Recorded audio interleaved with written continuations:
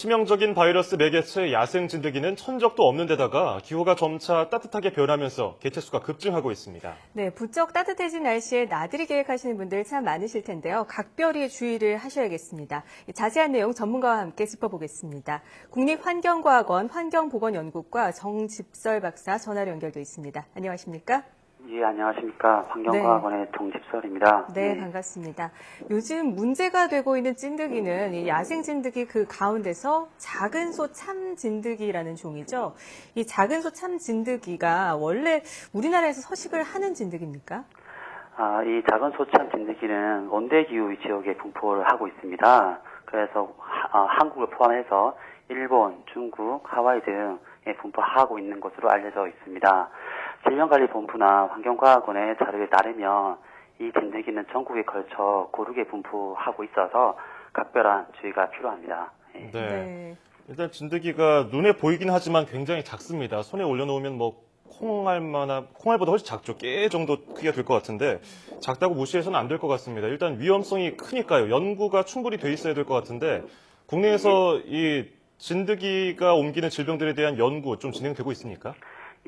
SFTS에 관한 질병은 중국에서 2011년에 처음으로 확진된 질병으로서 일본에서 2013년 1월 그리고 국내에서 2014년 5월에 확진되었습니다. 예. 그 후에 자연환경이나 가축 또는 야생 동물에 대한 SFTS 발생 분포 조사가 지속적으로 이루어지고 있습니다.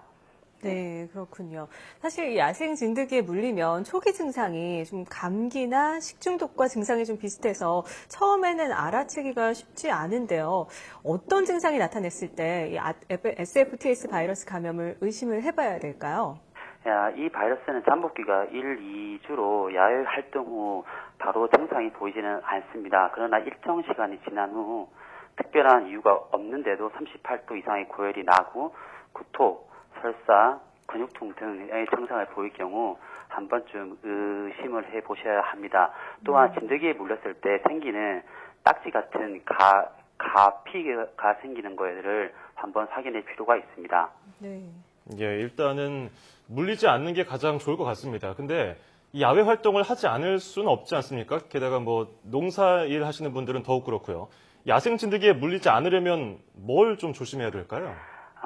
질병에 걸리지 않는 가장 좋은 방법이 야생 진드기의 접촉을 최소화하는 것입니다. 예. 질병을 매개하는 작은 소피 참 진드기는 수풀이 우거진 곳에서 주로 살고 있습니다. 그래서 야외 활동 시 정해진 탐방로나 산책로를 이용하셔야 합니다.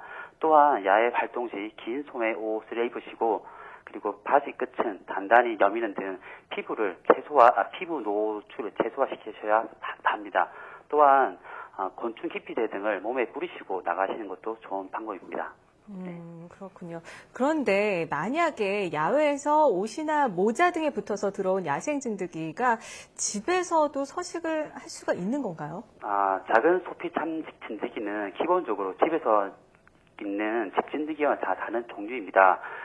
주로 숲이 우거진 곳에서 야외 식물이나 환경에서 있습니다. 그렇지만 옷이나 모자에 붙어서 딸려온 참 진드기가 흡혈을 할 수 있으니 야외 활동 후 반드시 옷을 털고 세탁을 할 것을 당부드립니다.